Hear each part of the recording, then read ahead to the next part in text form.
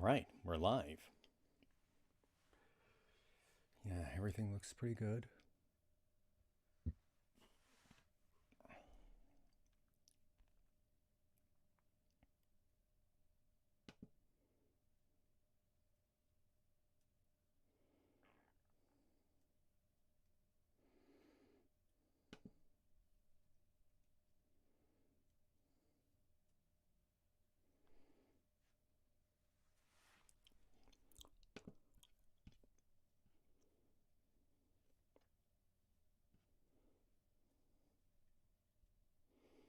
Sorry, I'm just going over the settings of this thing.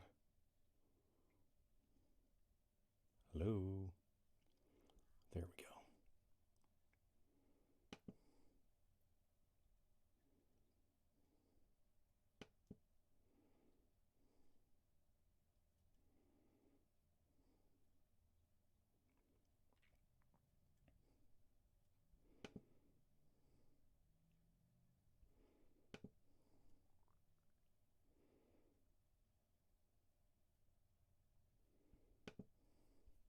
Okay.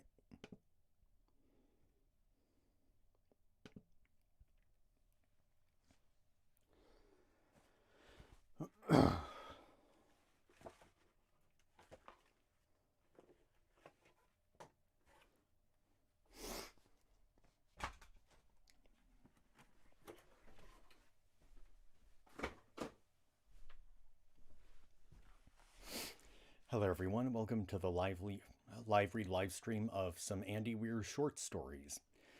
The live stream that we had that featured some stories by Andy Weir was very successful on Sunday, and well, I mean, successful in terms of it was a lot of fun to do. So today we're gonna read some more stories of his. So yeah, I'm just gonna wait for some other people to show up, and then we'll be on our way. I'm gonna take a seat for this one.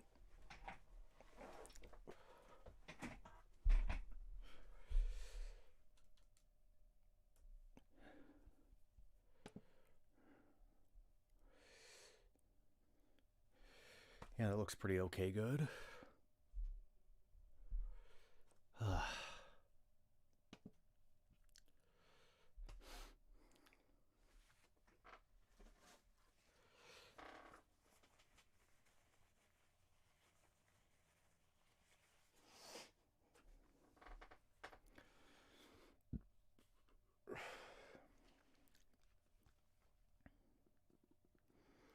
Here, while we're waiting for some people to show up, I'm gonna look up some more Andy Weir facts.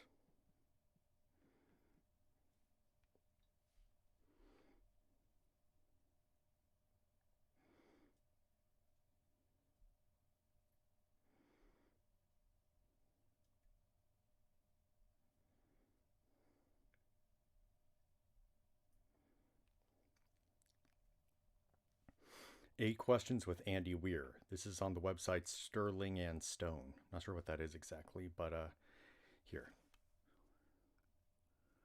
It looks relatively. This interview seems relatively long, but we'll only read a little bit, so don't worry about that.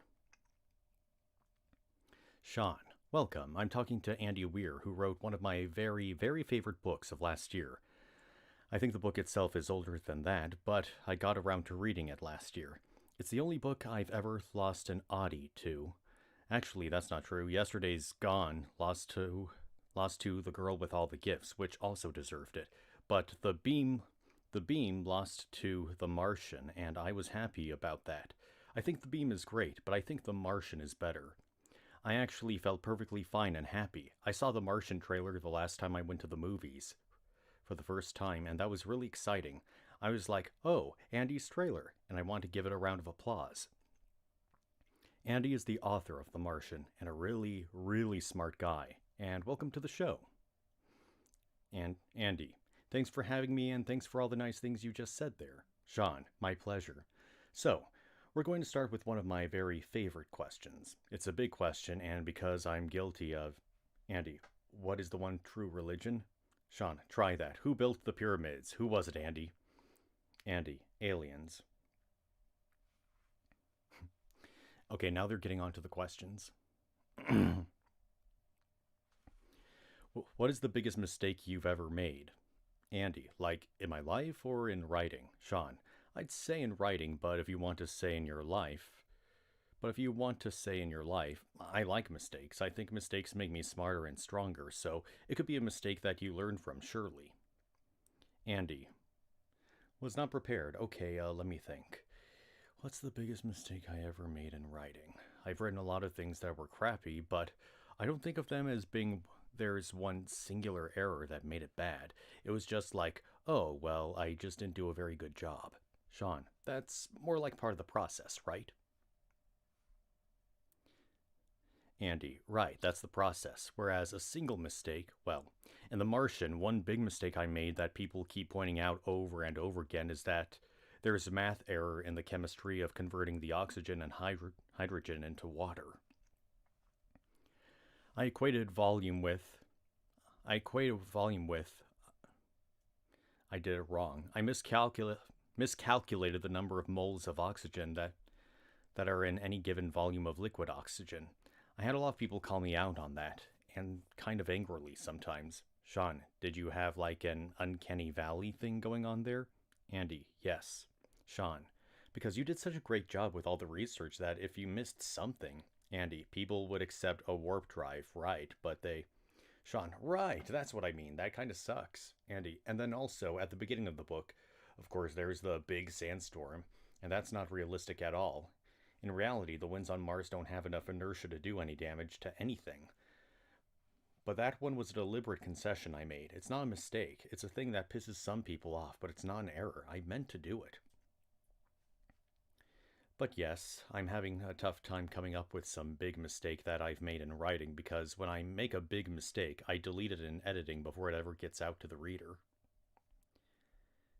What about the process of getting The Martian from early blog posts all the way to a successful book, an audiobook, and a film? Andy, well, while I was working on The Martian, I got my first pass at the orbital dynamics I got wrong, and I ended up writing most of the book with these bad numbers. So all the dates and times that things take place and the communication latencies and everything like that turned out to be wrong. When I noticed the error, I had to go back and change all of them. So I had to go back and say, okay, I need to change like this would happen on this date instead of that one. Because it's a different date, the communication latency between Earth and Mars would be different because they're in different positions in their orbit. It was a big pain in the butt. Sean, that's a good answer then. So The Martian was probably more successful than you expected it to be, right? Andy, much. How has the success affected your follow-up? Andy, well, it adds a lot of stress to it because my next book, it's not a sequel. It's a more traditional sci-fi novel that has aliens and faster than light travel and stuff like that. I'm working on it now. Sean, and new physics that you invented just for the book. Andy, yes, of course. It's made up physics, but it's made up my way. I made this one little kernel of bullshit. Do you mind if I swear? Sean, no. No, I might be sad if you don't. Andy, well, no, some people want to keep their podcasts like PG, so I don't know. Anyway, there's this little kernel of bullshit that I'm like, okay, here's the bullshit, and then everything else is based on that. I tried to do the minimally invasive change to real physics, and the bullshit is not in conflict with any real-world physics. Sean, okay, that makes sense. Andy, so it's like an internally consistent system. Sean, do you ever wish that... Andy, I'm sorry, I didn't actually answer your question. So basically the new book that I'm working on, I feel a lot of stress because it's very unlikely to be as popular as The Martian, even if I do a good job at writing it. So I've got, of course, the standard thing. I guess a lot of people get this imposter syndrome. I feel like I'm not really worthy of the response that I'm getting for The Martian. Okay, my second book, that's when everyone's going to find out that I'm a fraud who just bungled into one book. I'll be a one-hit wonder, that I wrote one good book and everything else I write is crap. That's what I'm afraid of. Sean, so is attempting to go back to The Martian as well? Andy, there's really nowhere to go. I'd love to write a sequel to The Martian, but there's nowhere to go with it. I mean, are we doing spoilers? Sean, I think you should be able to just talk, so... Andy, yes, so Mark gets home, then what? It's really unlikely he'd go on another mission, and if he did it, it would be really, really unlikely for him to get in trouble again. Sean, right, so it becomes Speed 2. Andy, Speed 2, right. Sean, it's just too unlikely. Andy, and then if I have someone else in trouble, who he's helping from the ground, like he works at Mission Control now or something like that, then it loses a lot of its punch because it's not Mark in trouble, it's some other character. It's somebody else's story. I don't know. I've not been able to come up with a plot that works, that matters, that is plausible.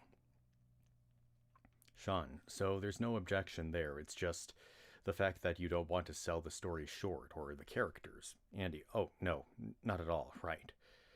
Now, a lot of people have pointed out that, well, technically at the end of the book, you don't show him getting back to Earth. They're aboard Hermes. Now, there's the whole trip back to Earth to deal with on Hermes, which is well past its maintenance dates, and things could break down, and you could have some adventure there. That's true, and it's probably the best idea for a sequel, but it's not a good enough idea. Sean, yes, it kind of has to sing to you, right?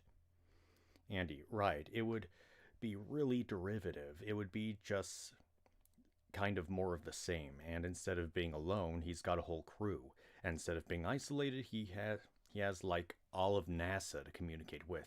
He's the lowest ranked member of the crew, really, so it would be really more of a story about Lewis, which I'm fine with, because I like her character too, but people would want more Watney. Sean, have you considered turning Watney into a serial killer on the Hermes? Andy, yes, but they get picked up by aliens halfway home from Earth. Sean, so the danger there is, yes, you could have an audience for it, but you could end up bastardizing the original. Andy, right.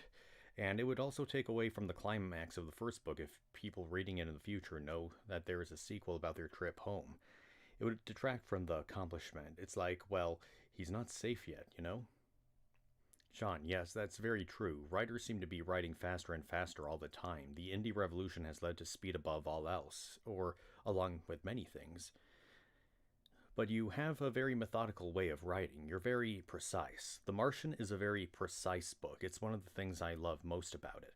A lot of times when I'm reading a book, I think I could do that. I do not think that when I read The Martian, I could not do this book, and I really appreciate it for that. Andy, thanks.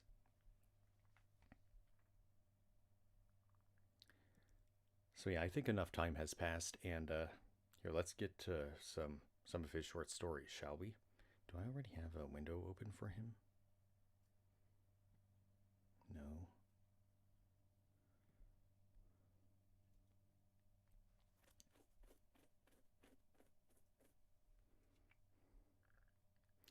Okay, creative writings of Andy Weir. Okay. So we read The Egg, The Chef, Access, and Annie's Day. So next on the list of these one-offs is The Real Deal. The Real Deal. I tell you, it's the real deal, Ray said. The real deal. Oh yeah? Bobby replied. Tell me more. She's the most amazing woman I've ever met. He snatched his cigarettes from the coffee table. I mean, we've only had one date, but wow, I never met a chick I could really talk to before, Cool, Bobby said. Her name is Liz, Ray said, lighting a smoke. He offered the pack to Bobby, who shook his head. I mean, don't get me wrong, I still want to bang her, but I don't just want to bang her, Yeah, I get the general idea. We met last week at the Kennedy rally. He stopped. You're voting for Kennedy, right? Of course. All right then. Anyway, she's a volunteer for the local Democratic Party. Hands out flyers, knocks on doors, that sort of thing. But she's not like the other chicks there. He took a quick drag from his cigarette. She actually understands the issues, see? She's not some ditzy halfwit who's only there 'cause she thinks Kennedy's cute, and she's not a campus radical or anything. She can back up her political views with reasoned argument. Do you have any idea how rare that is? You don't see that every day, Bobby agreed. Ray smiled. I asked her out, just like that. I'm a chicken, I never do that. But somehow I just had to, Ah, she said yes. Where'd you take her? Well, I don't have a lot of money, and the election's soon, so we're too busy to take a long lunch. I took her to Sambo's on the corner. We had a great time. We talked, we laughed, we discussed politics. I tell you, I could have stayed right there and had lunch with her forever. Sounds like you're really smitten with her. Smitten nothing. I'm in love. This is the woman I'm gonna marry. That's pretty fast, Bobby said. You met her a week ago and you've only had one date. One date's all it took. Ray shrugged. I can't wait till the election's over. We'll have time to go on a proper date. A day-long outing. I've got it all planned out. And if Kennedy wins, she'll be in a really good mood. You know what I mean? Yeah, I follow. You know what's the most amazing part of her? Her eyes. Oh yeah? It's like there's this incredible intellect hiding behind these gentle, beautiful eyes, just lurking there, waiting to be seen. And I see it, man. Believe me, I see it. You should tell her that. Oh, I will. Don't you worry. He took a long puff from the cigarette and stood. I gotta use the can. Bobby gestured down the hallway. I figure I'll start the date with lunch, Ray said from the hall. Maybe move on to a matinee. Think that's a good opener? You're not going to talk to me while you're actually peeing, right? Oh, wait. You're not going to talk to me while you're actually peeing, right? Bobby called back. I think it's a good opener. Ray continued. If the weather's nice, we could take a walk in the park. It's all about maximizing conversation time with her. She's really neat to talk to, you know? I'm sure she is, Bobby said. Really, though, just do your business, then continue the story when you get back. After a few moments of silence, Ray called back, hey man, there's some old guy in your bathroom. Bobby scrambled to his feet and said, come on, this way. There's an old man in your bathroom, Ray said, gesturing to the man. Aren't you curious what he's doing here? Come away from the mirror, Dad, Bobby said, pulling him out of the bathroom. What? Why don't you tell me more about Mom? What, who? Liz, Bobby said. Tell me about Liz. Ray stood motionless, his face falling blank. Then he smiled. I tell you, it's the real deal, he said. The real deal. Oh yeah, Bobby said. Tell me more.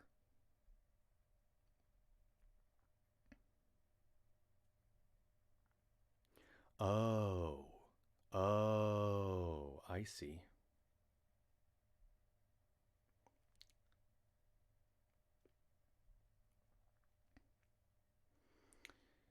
So it's just an old man telling the story of how it's basically How I Met Your Mother, but the man is basically reliving the memory over and over again. Because when he said he found an old man in the bathroom, it's actually himself. So I see what they did there. All right. Yes, Sam Kirby, that's exactly right. And that's a real condition that a lot of people have. There are people out there who have 10-second memories. They can meet a person for the first time multiple times. They kind of did it this way with 50 First Dates, but that was definitely a much more satirical way of it. But yeah, but the person who had memory loss in that movie was a young woman. This is an old man, and he probably has dementia or something. I don't really know what it's called, but anyway, good to have you here, Sam Kirby.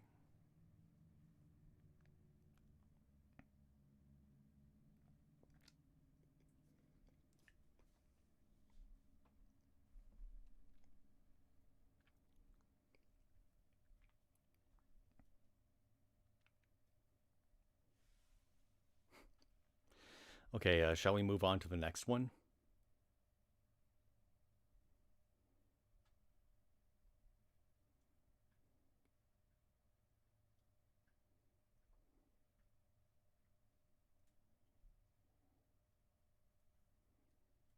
All right. This one is called Bored World. Oh, today I'm so bored. That kind of bored. Okay. Bored World. He lay prone, his eyes fluttering open. Near darkness granted the sky a dark blue hue. Was it early morning, late evening? He didn't know. Gentle winds rustled the tall grass surrounding him. Slowly sitting up, He took in his surroundings. There was nothing, just tall grass all the way to the dark horizon. His face grew increasingly more puzzled as he tried to remember how he got there. Last he remembered, he was in his apartment. Had he gone to bed? How did he get to this place? Standing, he brushed the dirt off his overcoat and turned a full circle, surveying the landscape. He looked for anything at all. Any feature, no matter how minor, might tell him where he was or how to get home. There was nothing. Boredom. He cringed at the sudden sound? No, it wasn't a sound. It was a thought, but not his own. "Who's there?" he called out nervously. "Me." Jerking his head about, he tried to find the source of the words, but they hadn't come from anywhere. They had simply happened. "Where am I?" he asked. "Me." "That's not an answer," he said. "Where am I?" "Me." "Who are you?" "Me." He paced through the grass. There didn't seem to be any place to go, so he walked in a circle. "I don't know why I'm asking you anything. I have no way of knowing if you're lying." "What? Lying?" "You don't know what a lie is?" "No." "It's when you say something that isn't true." "Unable. You can't lie?" "Everyone can lie." "Demonstrate. Lie." Okay. I'm 10 feet tall." "Interesting." A small table appeared before him. On it rested a plate with a roast beef sandwich. "What?" he stammered. "What the hell is this?" "Reward. You gave me a sandwich? Humans require food. You can make stuff? Anything." He picked up the sandwich. No point worrying about poison. This entity could kill him easily if he wanted to. He took a bite. Not bad. "How did I get here?" he asked between mouthfuls. "Took you." "Why?" "Boredom." "You kidnapped me because you had nothing better to do?" "Boredom. Millions of years. Sensed your plane. Interesting. Took you." "What are you?" "Me." "Yes, I know you're you, but what are you?" "Me." "Okay, one more try. What kind of being or entity are you? And don't say me. Give me an explanation of what you are without using pronouns." "Plane of existence. Alive. Self-aware. Wandering the void."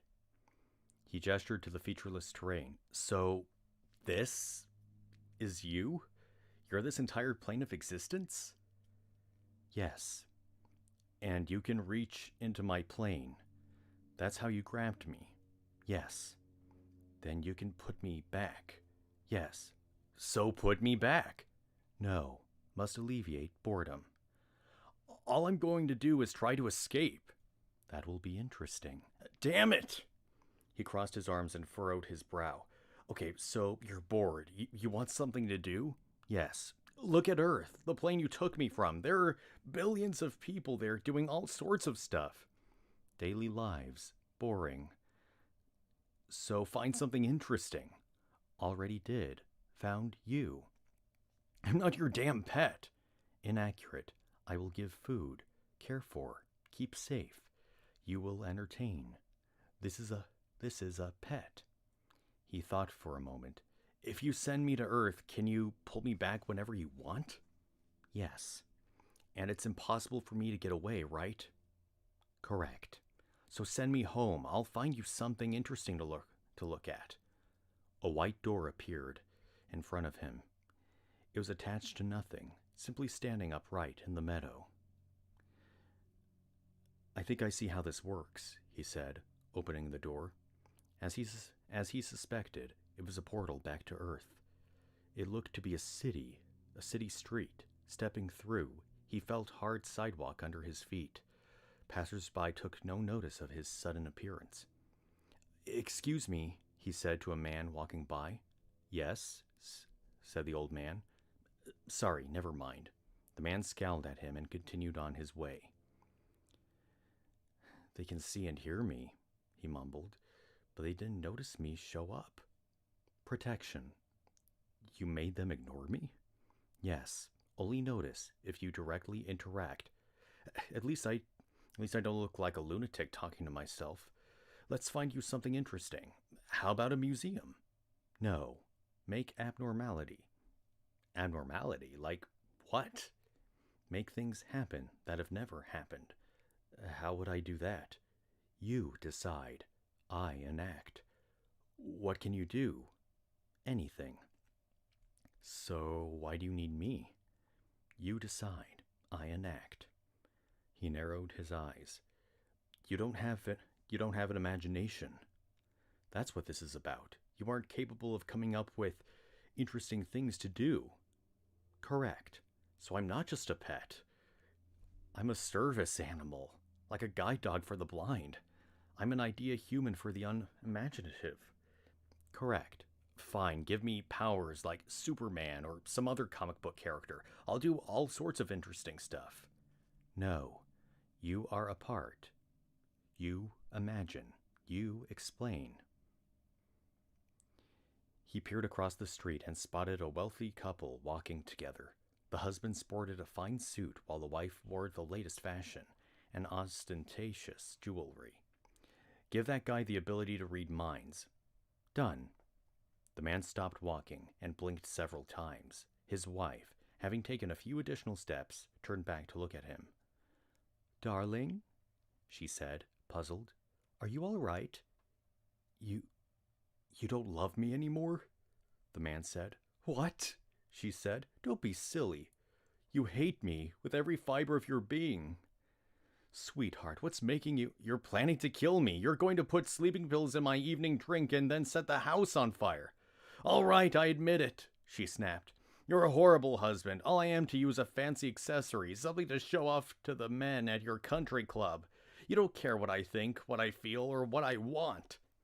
So you were going to kill me? Why not just divorce me? I wanted the inheritance.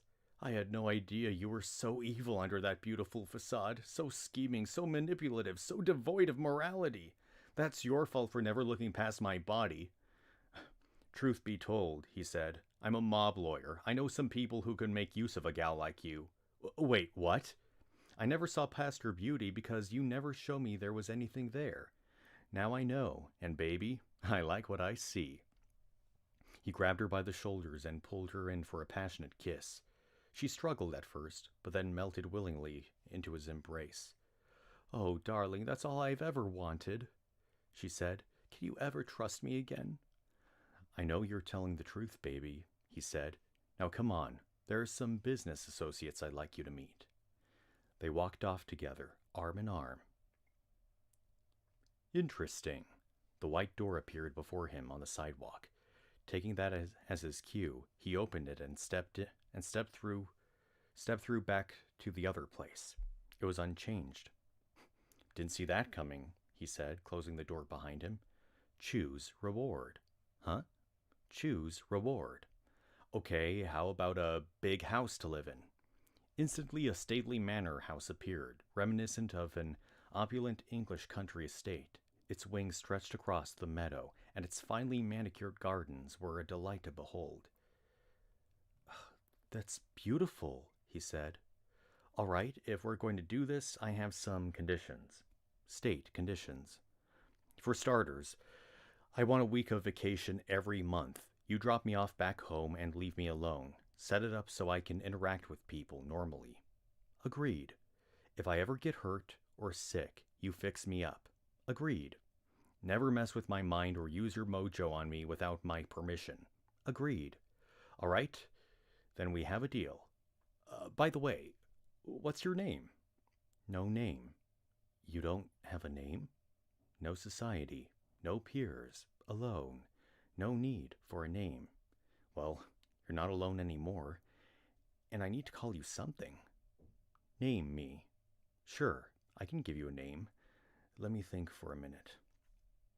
He cast his gaze upward at the sky that was neither day nor night. I'll call you the Twilight Zone. Nice to meet you. My name's Rod.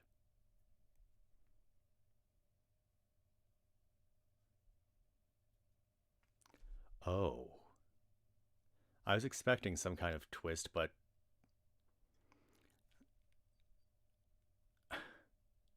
Twilight Zone. Okay, for people who don't know, the Twilight Zone is a supernatural science fiction show that premiered in the late 50s and lasted a few seasons. And Rod Serling was the creator of the show. And I guess like this all like this being is the Twilight Zone. And basically, I forgot to mention this, the Twilight Zone has like standalone stories. Like each episode features like a new theme, a new like a supernatural or scientific related thing, and there's usually a twist at the end. Probably the most one of the most famous episodes is Time Enough at Last. That's an episode that most people ought to see.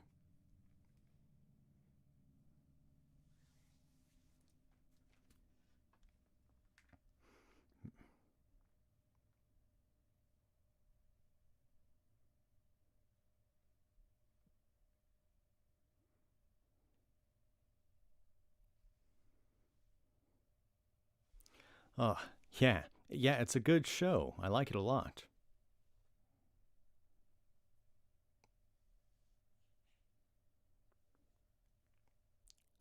Yeah, there are a lot of insanely good episodes of that show.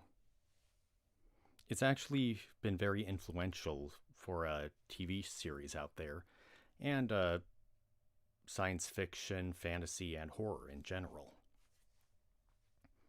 A lot of other shows have been inspired by it, like X Files and The Outer Limits. Heck, Black Mirror is kind of like the Twilight Zone as well.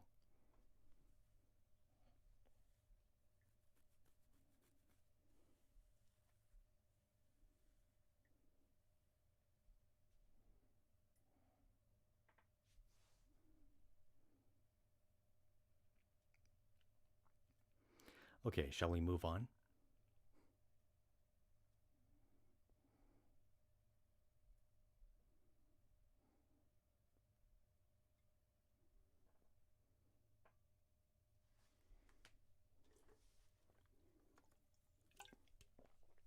All right.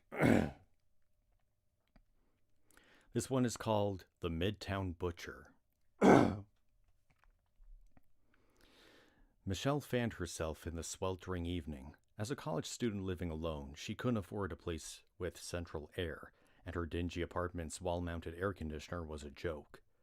The best she could accomplish was to open all the windows and hope for a breeze. Her favorite sitcom had finished, and the local news had come on. Police are continuing their search for the Midtown Butcher, the announcer said, with an appropriately sad face. He's killed 6 women so far, all in their early 20s, all in home invasions. Investigators believe he first gains control of his victims at gunpoint, and then... She turned the TV off. Nothing interesting to watch. With a sigh, she pulled herself off the couch and trudged to the bathroom.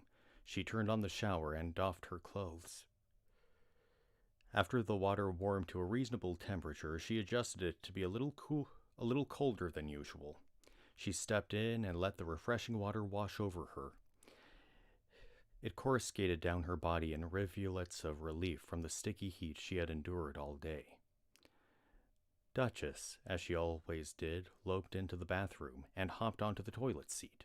She watched Michelle through the glass shower doors and meowed in mild indignation. "Yes, I know," Michelle said apologetically. Duchess meowed again. "Yes, I'm a bad person for showering instead of petting you." Having lodged her complaints, Duchess flopped down in the seat and waited for the shower to be over.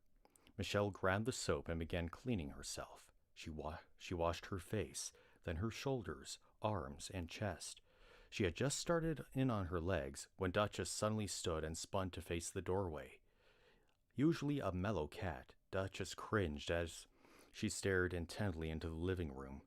She slinked off the toilet and hid behind it, never taking her eyes off whatever had her attention. Michelle craned her neck, but didn't have the angle to see what the cat was looking at. Michelle immediately remembered the news report she had heard only moments earlier. The police were still looking for the Midtown Butcher. No, it couldn't be, she thought. It couldn't be.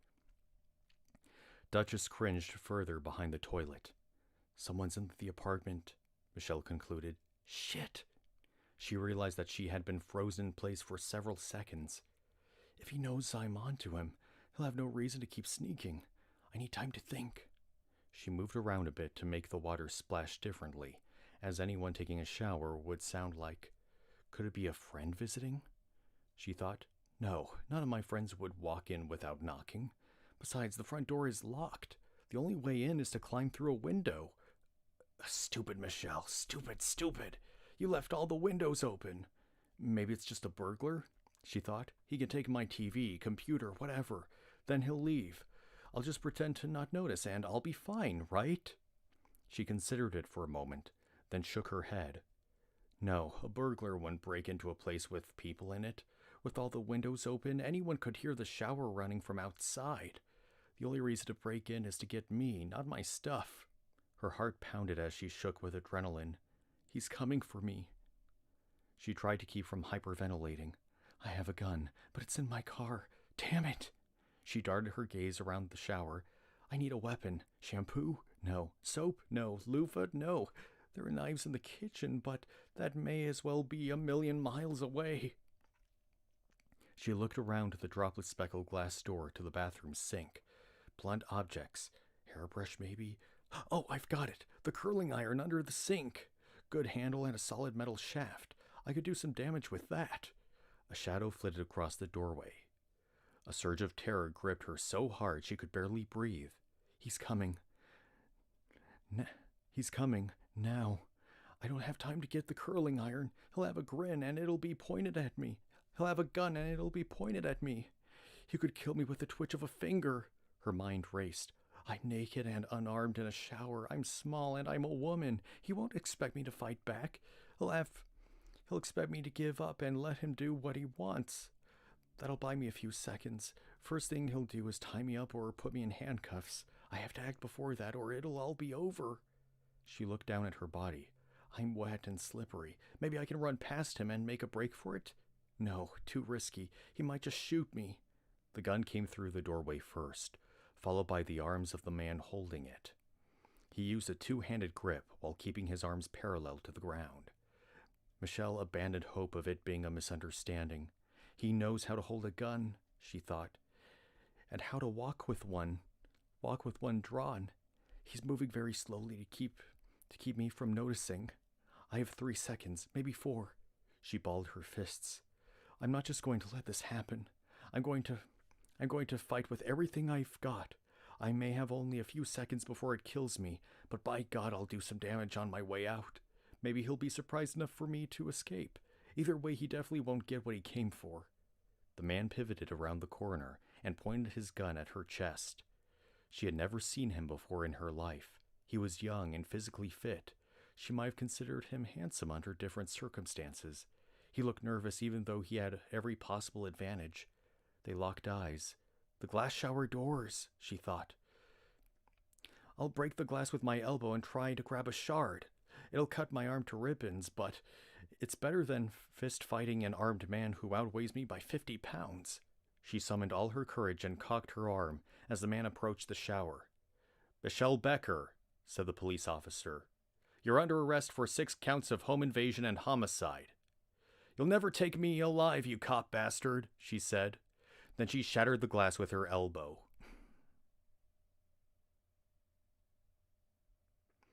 Oh, I see. So it was her. She's the butcher.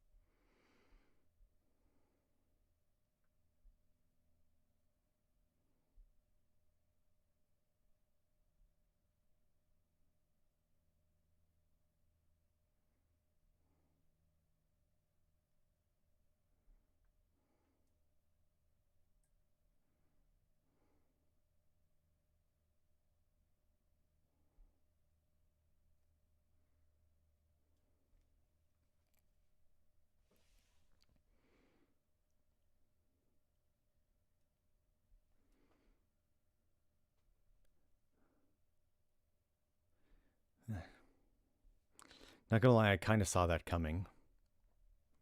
A little twist right there.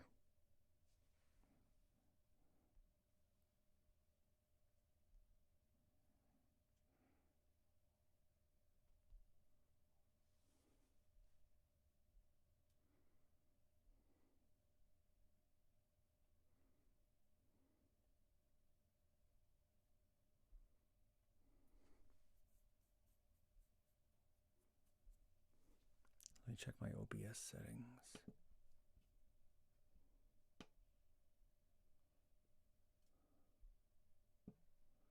Okay, there we go. Dang. This part of my face was so itchy that I left a mark.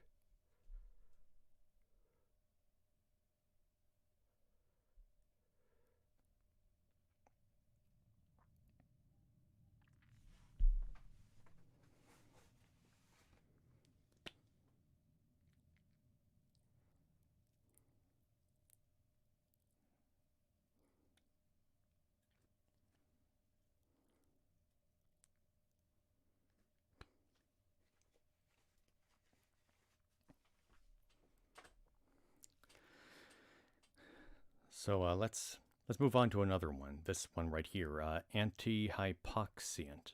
Anti-hypoxient? I think that's how you say that word. I am, simply put, the most brilliant medical mind in human history.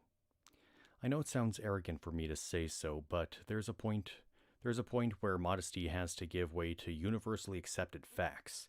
I invented the world's first and only universal anti-hypoxient. If you're reading this, it's likely that you're a layman, unable to grasp what an anti-hypoxient is.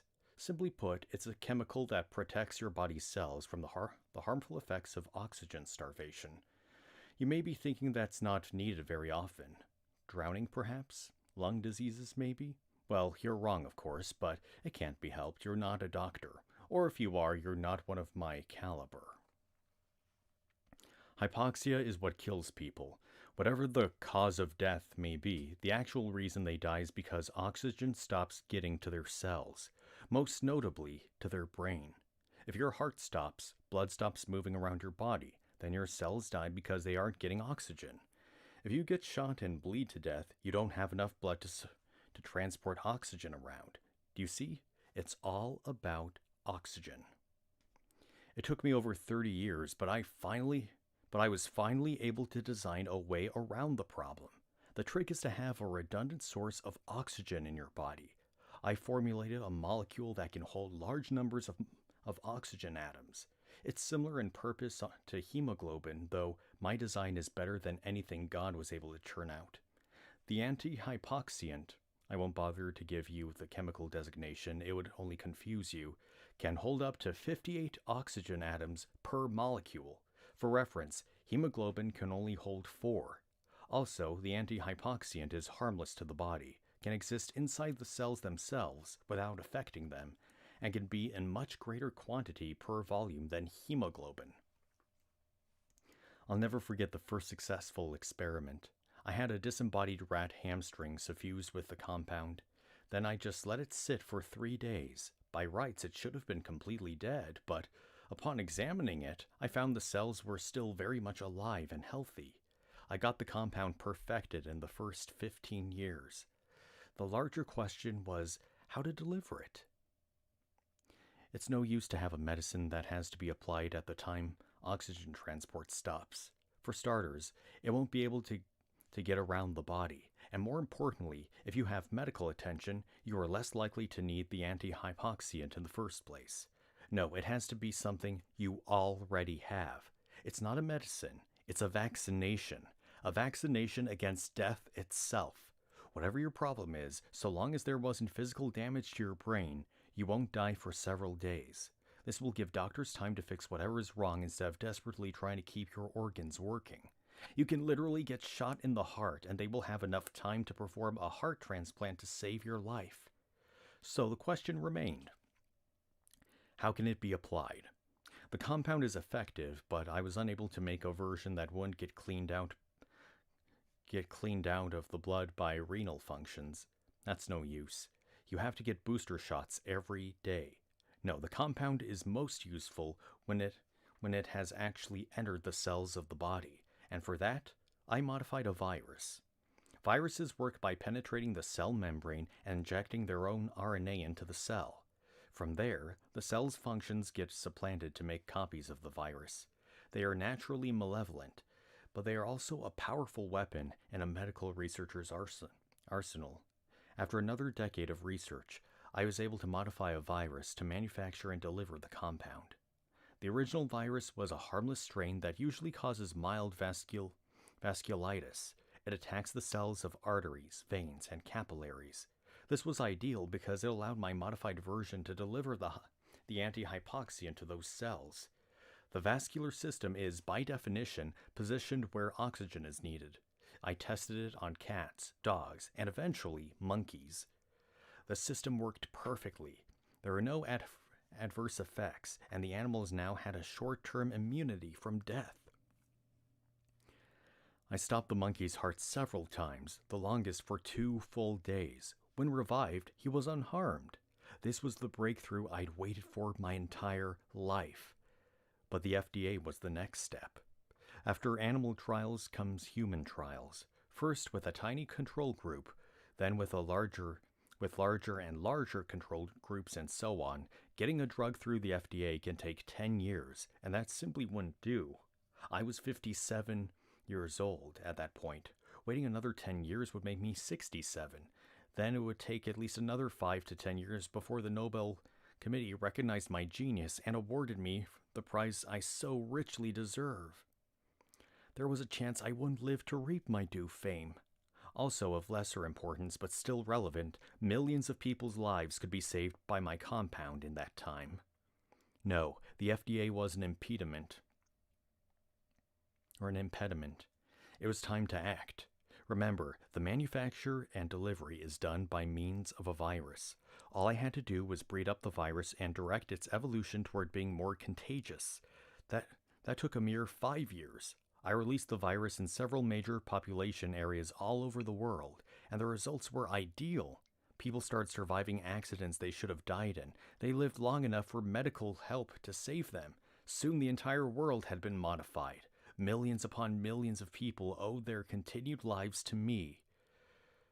Unfortunately, I built up an immunity to the delivery virus while I was working with it. Sadly, that means I don't get to benefit from my own invention, because the virus can't deliver it to my vascular system.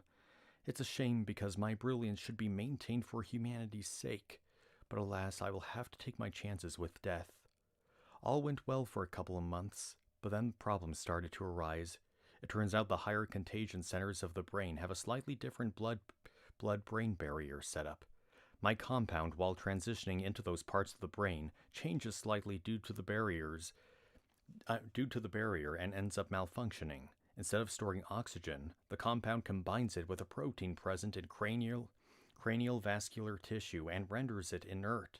So the nearby brain cells die from lack of oxygen as the anti-hypoxian collects it all and ruins it. There's irony there. In any event, it caused people to slowly lose their higher cognition abilities. They retained motor control, sensory input, fight or flight reflex, etc., but they lost their ability to think. Admittedly, this is a flaw in the system, but I can't be held responsible for that. Cats, dogs, and monkeys don't have that part of the brain at all. How was I to know it would be a problem? Most people have now descended into simple creatures operating off their lower animal functions. They roam around seeking food. They're actually quite dangerous because they will try to eat you. Unfortunately, if you shoot them, they don't stop. My anti-hypoxiant ensures all their tissues continue to work even without blood flow. The only way to kill them is to shoot them in the head. Society is ruined. All forms of law and order are gone, and roving hordes of mindless people wander the streets. Some could argue this is my fault, but that's absurd. Clearly the FDA is at fault. If it weren't for their slow process, I wouldn't have been forced to distribute the compound like I did. In any event, there's a horde of zombies pounding on the door. Time to grab my shotguns and move on. I think they can track me by smell. I should do a study on it.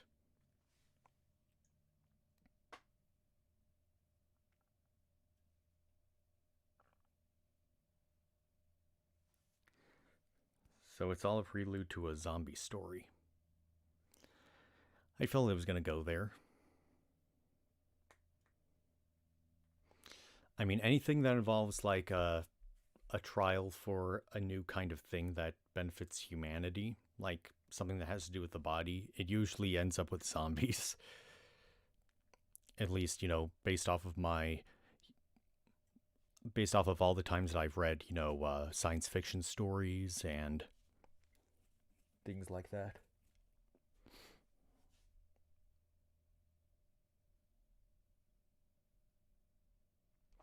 I actually have some zombie story ideas, but I just need to put them on paper first.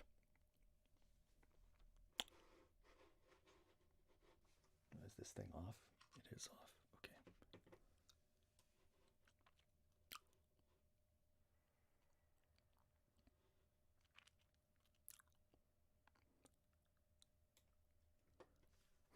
I think there's something in my teeth.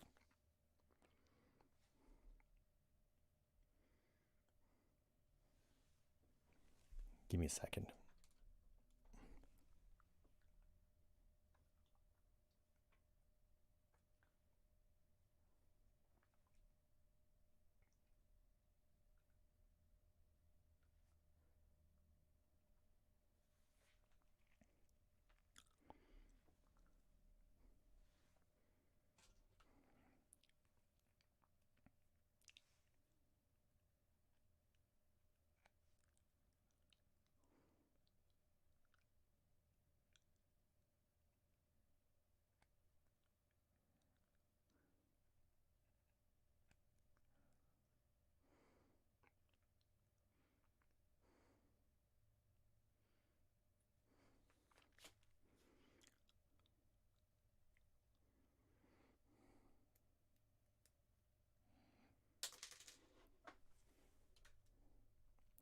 Okay, I got it out of my mouth.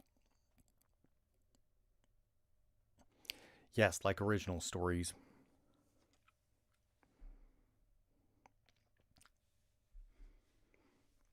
It's actually something I came up with a while ago, but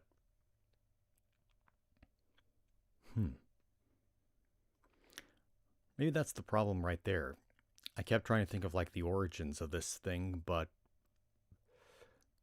sometimes maybe it's better to start in the middle of the story because, sometimes the origin of a story has, kind of a slow beginning, you know what I mean?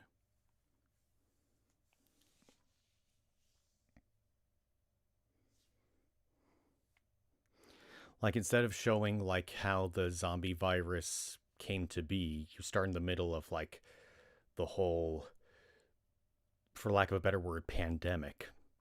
Zombies roaming everywhere, and then later on the characters find out how this all even started. Something like that. I mean, that's more or less the modern way to tell a zombie story now, but yeah.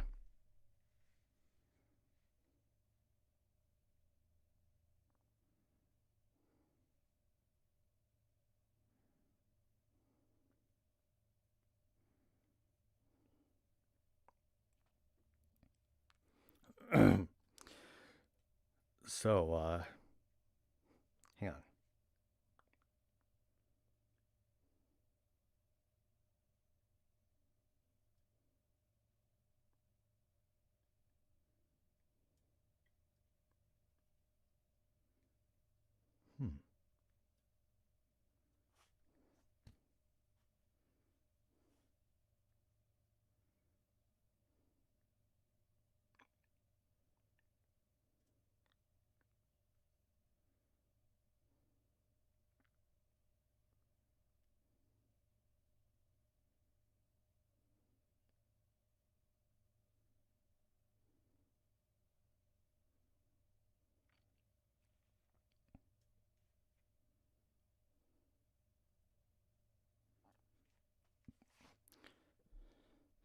So, how about just one more short story by Andy Weir? Then we'll have like a little talk afterward.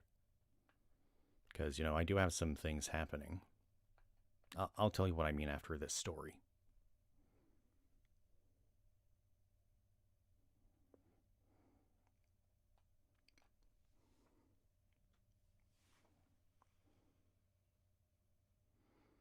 Okay, so first things first. This next story is called Meeting Sarah. Daniel Stoltz sat comfortably in the back of his limousine as it conveyed him through town.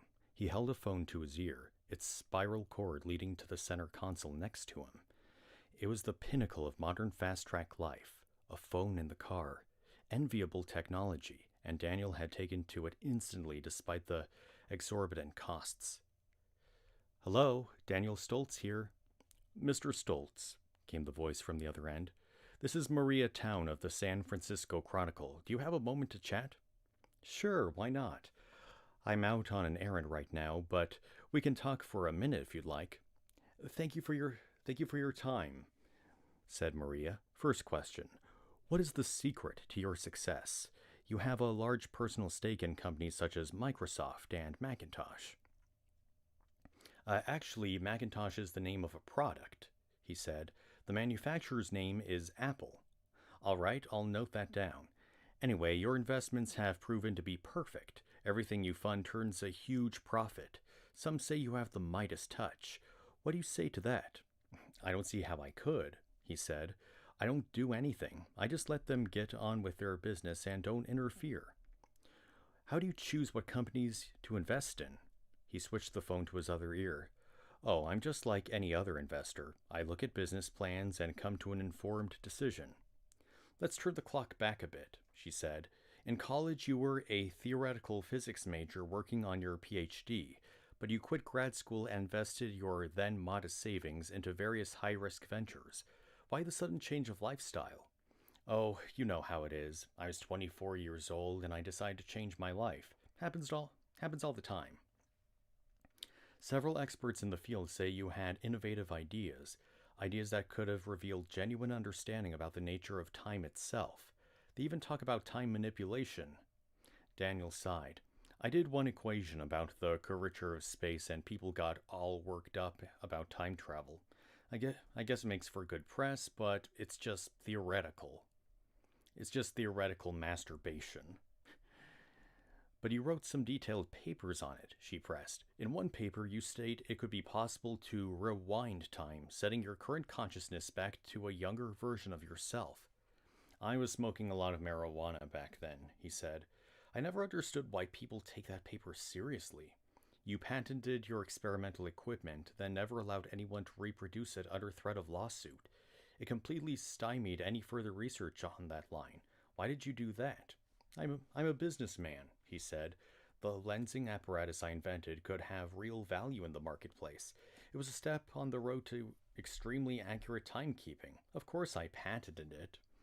It might be worth millions someday." She shuffled some papers on her end, then continued. "On a lighter note, let me ask this. If you could rewind time like that, would you?" "Well," he said, "there would be some serious downsides." "Like what?" "You'd have to remake all the relationships you had. At least, the ones that are important to you. Let me ask you, are you married?" "Yes, I am. 14 wonderful years." "When did you meet your husband?" "Well, we dated for 2 years before getting married, so I guess it would be 16 years ago." "All right," Daniel said. "Imagine you rewound time 20 years. Now you have to wait 4 years just to meet him again. And even when you do, you have to do everything just right. If you mess up, he might not be interested, or he might end up with some other woman. See the problem?" "I hadn't thought of that," she said. "If you value your personal relationship..." "Sorry, I got a little sidetracked," she said. "Back to the real interview questions. I hear rumors that you're helping fund a new company. System Co., something like that?" "Yes, it's called Cisco.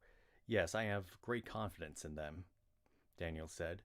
The limo pulled up a dilapidated apartment complex and parked at the curb. The driver cocked his head toward Daniel and said, "We're here, sir."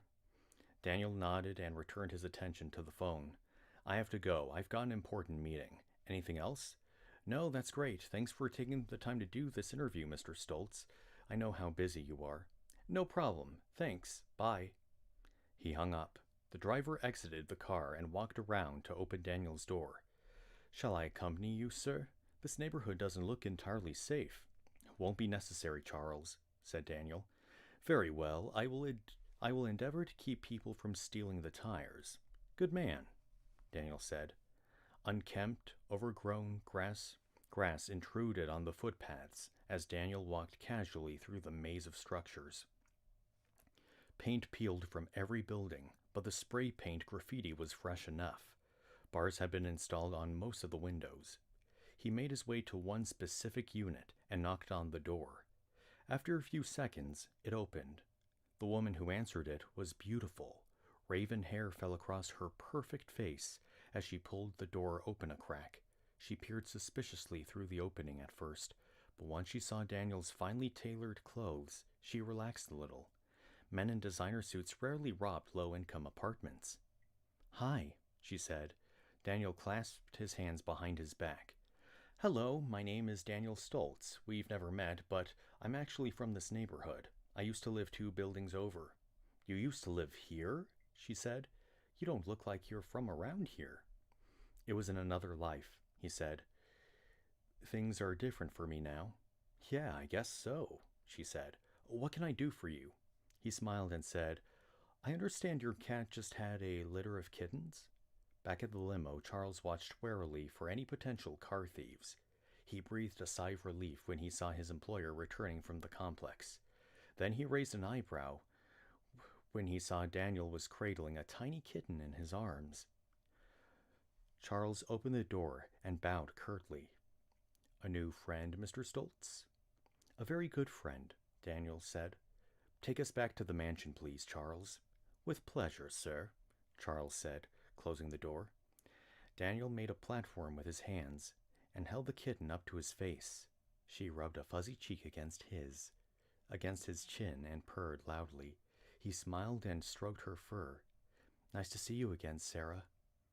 I've missed you."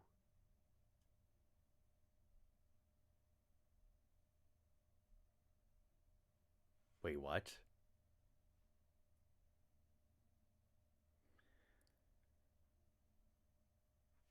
Wait, what? Okay, this one went over my head.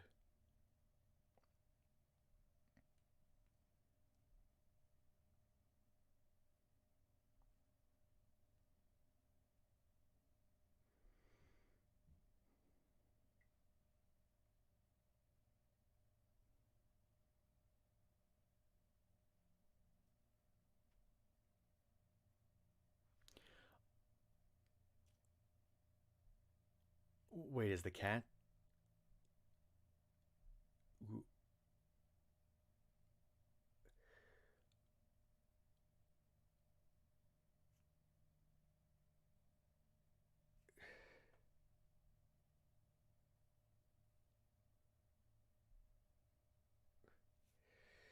So wait, this kitten that he has in his hands, is this a cat that he had before?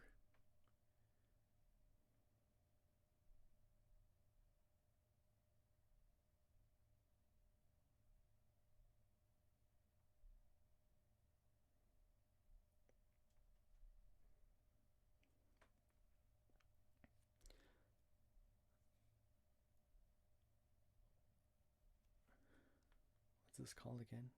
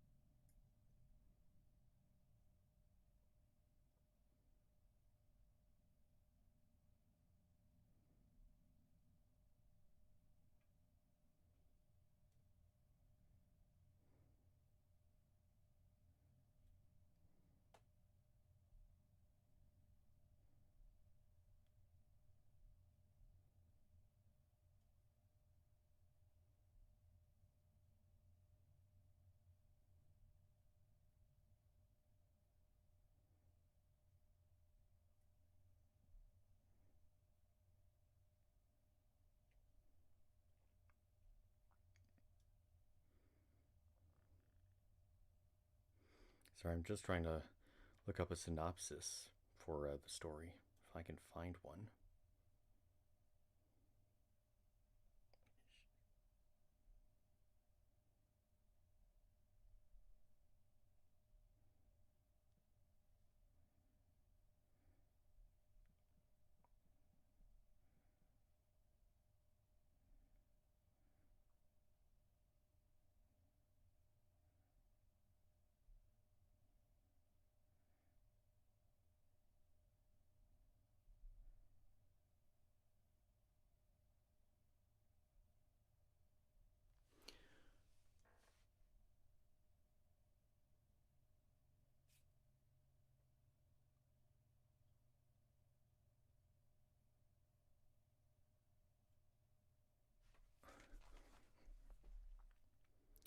Okay, I think I'm starting to. I didn't find anything. I didn't find a synopsis for the story, but I think I did find something. Okay, so my guess is that this dude, like, sent his consciousness way back in time to a younger version of himself, and because he's a lot more knowledgeable about things that are going to become successful, he himself has become rich. But like in a previous life of his, he wasn't really all that successful. But one of the things that he had in his old life was a kitten named Sarah. And now he's reliving that portion of his life again, except now he's rich. I think that's what happened in the story. That's the best guess I had anyway.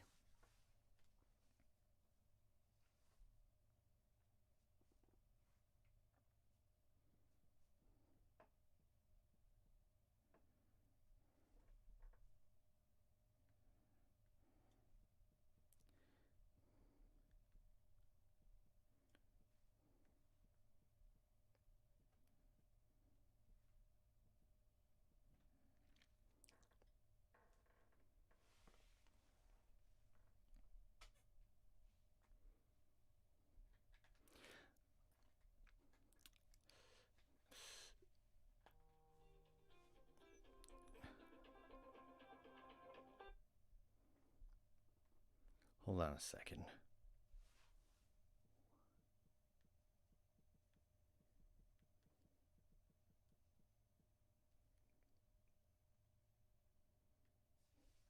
Sorry, texts.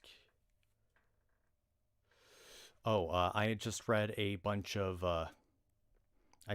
stories by Andy Weir, who's the author of The Martian, and we were just discussing like kind of what was happening, like at the end of the last short story that we read, like like a lot of these stories tend to have a twist at the end, and I was a little confused by what was happening at the end. So I just need I just went to go back and look for it. Now I think I understand the ending.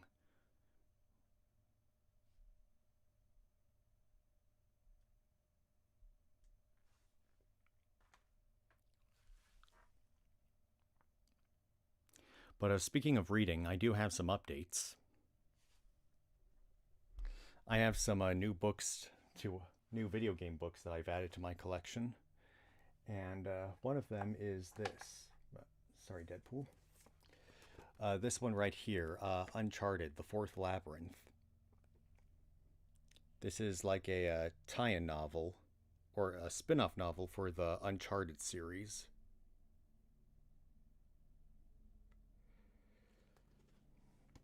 I don't really know when it takes place, though. I don't know what games it played. I don't know what when it takes place, like between the first two games or even before the games, things like that. But I'll have to read it at some point. And the other addition that I've got to my collection uh, is a quadrilogy. And you'd be surprised, but there's actually video game novelizations out there of the Doom series.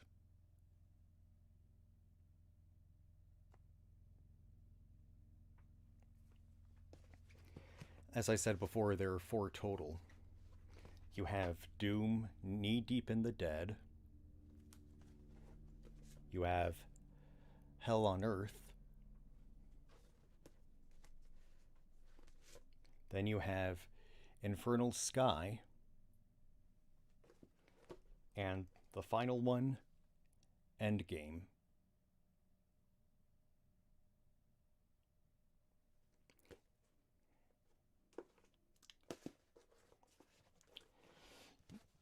Now, these Doom books are actually very rare, but you can find them on Amazon in ebook form, so you can like read on a tablet, a Kindle, your phone, whatever. However, finding physical copies of these books is a lot harder. At least for the 3rd book, for whatever reason, Infernal Sky is the hardest one to find in terms of finding a physical copy. And they usually cost a pretty penny. Like, this is the old cover for Infernal Sky. I mean, all of these are old covers for these stories, but for whatever reason, Infernal Sky is like the most rare of the lot. Like, I've seen this copy go for like $100.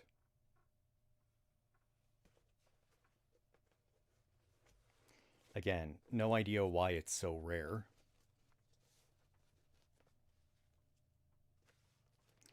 What's funny is that, the 4th book in this story is called Endgame, and the 4th Avengers movie is called Endgame, so I wonder if that was just a coincidence or not. I mean, they really wanted to market this as, something epic, because it says at the top of this, Beyond the Game, the first chapter in a classic new space opera. And each one of the tops of the books says these things. Beyond the Game. Chapter 2 in a classic new space opera. Chapter 3 in a classic new space opera. Chapter 4 in a classic new space opera. And the author or authors, or one of the authors of this book has like one of the most unique names I've ever heard in my life. One of the authors' name is Brad Lineweaver, or Lineweaver, but the other person's name is, well, before I even try to pronounce it, I should show you what it looks like. There's got to be a way to...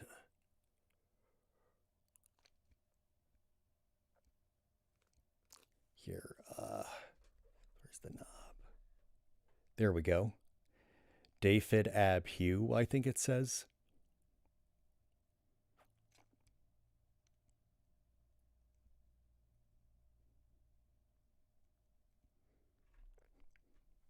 Truth be told, I've never heard that name before now. Or like when I first found out about these books.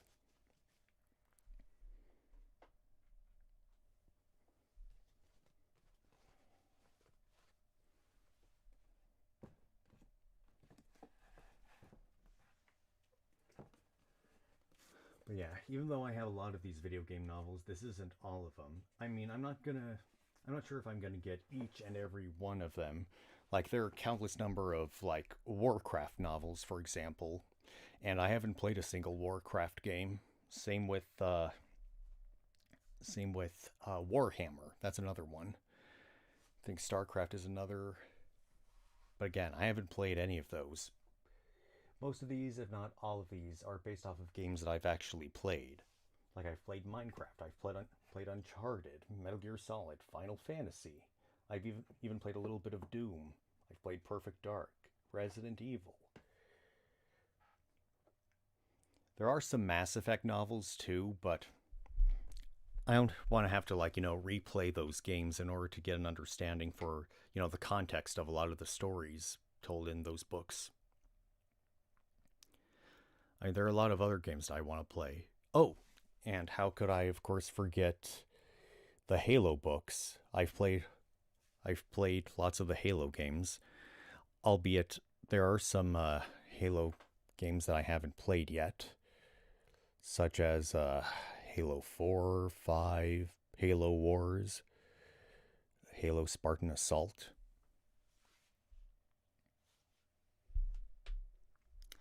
And by the way, I'm also getting a new camera, one for filming, and it's going to be really cool. I'm spending my own money on it. It's called a Panasonic Lumix GH4. Look it up. It's a cool camera. It's 6 years old, but it's actually still very good. I'm just waiting for it to come in the mail. I've been learning all kinds of things, like about lenses and basically about cameras in general.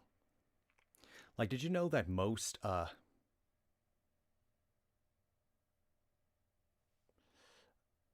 before dawn, or do you mean until dawn? Because I've played Until Dawn, but I've never heard of Before Dawn.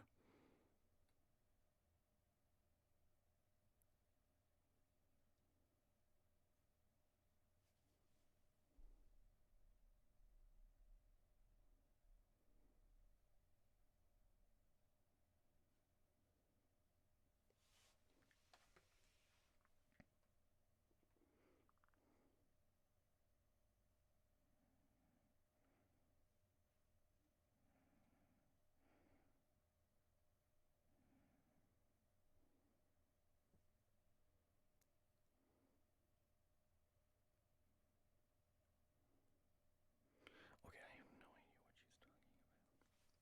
she's talking about. Yeah, I have a copy of Until Dawn around here somewhere. Ah, it's right here.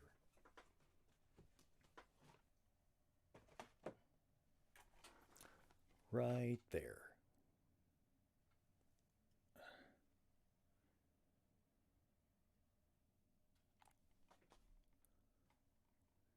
like that.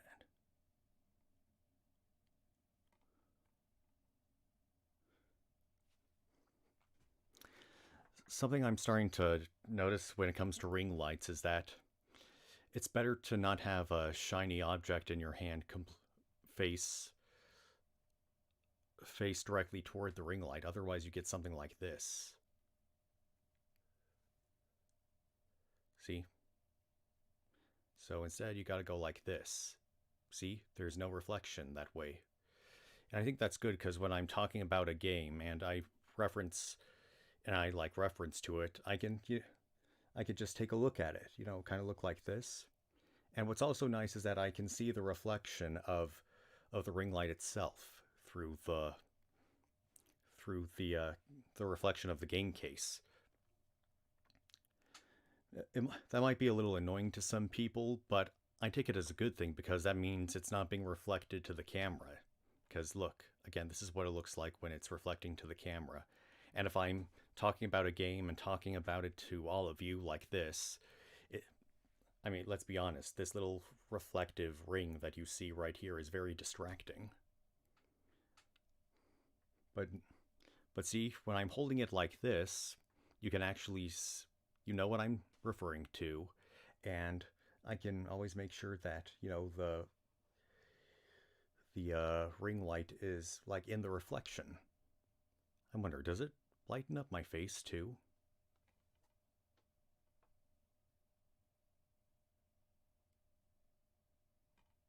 Maybe it lightens up my face a little bit, but I don't know.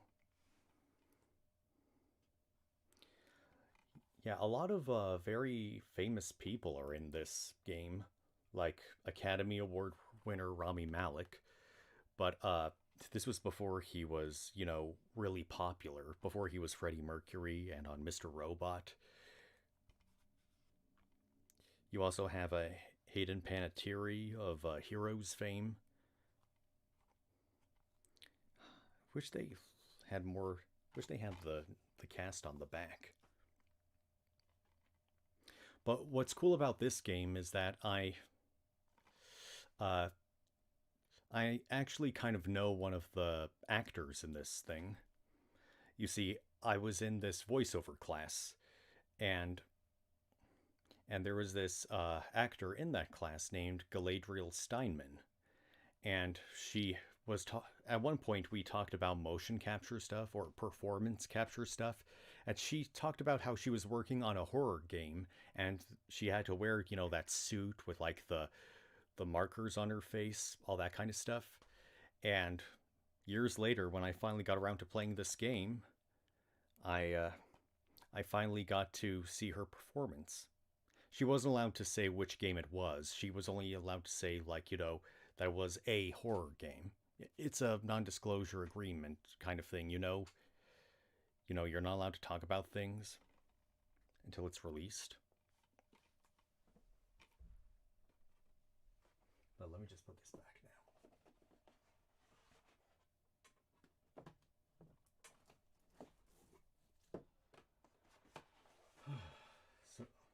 So yeah, some new stuff is gonna happen on this channel and in my new YouTube channel once it finally launches. But I hope you all enjoyed this live stream of these Andy Weir stories. I'm gonna call the stream right now because I need to get myself something to eat, among other things. Josh and man. Okay, cool.